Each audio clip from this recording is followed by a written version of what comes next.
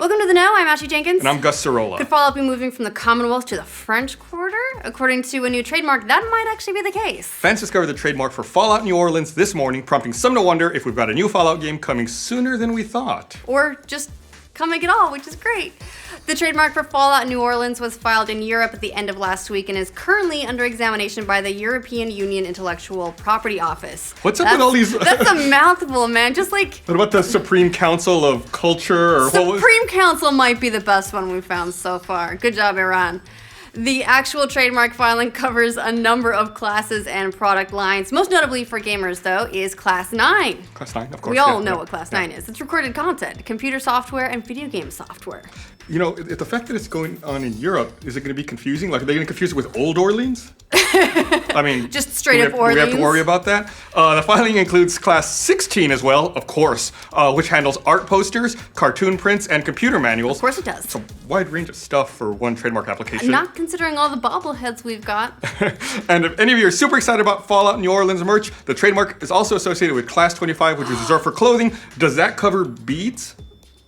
Beads? Or beats? Like beads. Come on, beads. New Orleans. Oh, New Orleans. Mardi Gras. Holy shit, you're right. Fallout Mardi Gras. I love it, like topless beads. It's like, hey, Wanderer, take off your top. Here you go.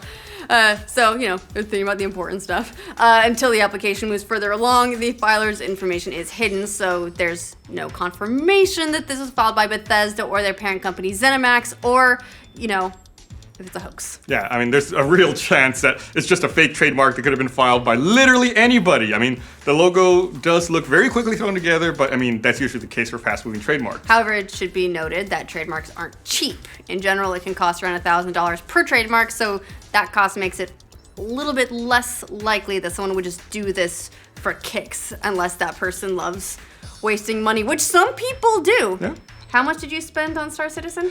So what does this trademark mean? Of course, the major hope for Fallout fans is that we could be looking at a potential spin-off Fallout game, much the way Fallout New Vegas followed up Fallout 3. New Vegas arrived in October 2010, almost 2 years to the day after Fallout 3, which took over our lives back in October 2008. 2 years from the release of Fallout 4 would be November 2017, so it's possible we could see something similar here with New Orleans arriving next year. I'd like to see a Mafia Fallout crossover maybe, right? Mafia 3, Fallout. You just like wander into the wrong quarter. Yeah, we'll see. It may seem like a rushed timeline on the face of it, but New Vegas had a short development cycle of only 18 months according to reports.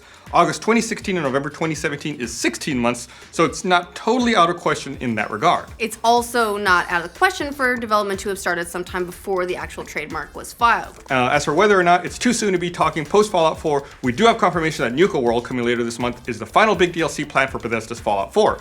That would indicate that Bethesda has officially wrapped development on the game and is probably moving on to any of their numerous projects they've been talking about recently. But they want you to know they're not a vending machine. That's a quote. Which lends itself to the idea that Fallout New Orleans is another outsourced Fallout game. Of course, the favorite fan candidate, at least for those gamers who can overlook New Vegas' bugs with rose-colored glasses, would be to do it with Obsidian again, since they did a great job with New Vegas. That was, a lot of people actually liked New Vegas more than they liked Fallout 3. It's kind of like, you know, Final Fantasy 7 or 8, you like one or the other. But if you like 8, you're wrong. If you like 8 more, you're wrong. That's just people who liked, you know, the more realistic style as opposed to the more cartoony style. It's like 7 and 9, and you had 8 and 10. Yeah, I can see that. Yeah. 7. It's fine. There's already been a little bit of evidence to support the idea of an Obsidian-made Fallout 4 spinoff. Last year, New Vegas lead designer and project director Josh Sawyer posted a photo on Instagram of Louisiana field notes, prompting rampant speculation that Obsidian was indeed working on a Fallout game set in America's favorite boot-shaped swampland. So it's adding up. However, Sawyer did post a follow-up tweet to calm down all the rumors, saying the tweet wasn't Fallout related. Yeah, sure. Was he winking when he hit post? Not Fallout related. You can gift that if you want. There you go, ladies. We know better than to always take game developers at their word 100%. Sean Murray. But we can maybe go ahead and give Sawyer the benefit of the doubt and assume he was telling the truth. Now I'm in a bad mood, Sean Murray. Considering how much Obsidian has its hands full at the moment, though, with Pillars of Eternity 2, Tyranny, and Armored Warfare, I don't know. They're pretty busy. It's not that likely they'd be able to slot Fallout for another rush development cycle that quickly. Unless they hired a lot of people we don't know about. That doesn't mean Bethesda would be out of options, though. ZeniMax has a number of other hard-hitting subsidiaries under its belt that they didn't have back in 2008, and some of them offer up some juicy pie-in-the-sky possibilities. So Arcane Studios, for instance, is in the process of wrapping up development for the upcoming Dishonored 2, which drops in November and looks pretty awesome. This would be prime time to start moving over Arcane's development leads for a new Fallout ROM set in Louisiana and New Orleans. Arcane is based out of Austin, aren't they? So isn't New Orleans close by? Are they really? I think so. Can we go visit? However, Arcane might be a bit tied up with the Prey reboot, although that one is being handled by Arcane's Austin branch rather than its main division in France. I was So right. they're in France too. Yeah. See, Old Orleans. Hey! We still don't know what the main division's project will be, so anything is possible. But even if Arcane's too busy, Bethesda could also tap Machine Games, the developers behind the most recent Wolfenstein entries, The New Order, and The Old Blood.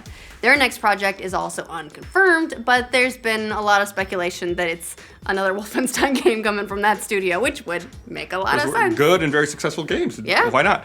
Prior to E3, one of the main rumors ahead of Bethesda's E3 presser was that we'd see a new Wolfenstein. That was just about the only thing that didn't happen at Bethesda's event. And instead, we got like 2 hours of Dishonored 2. There was a lot of Dishonored 2, gonna be honest. It was Game looks great, but for a presser, it went a little bit long. Yeah.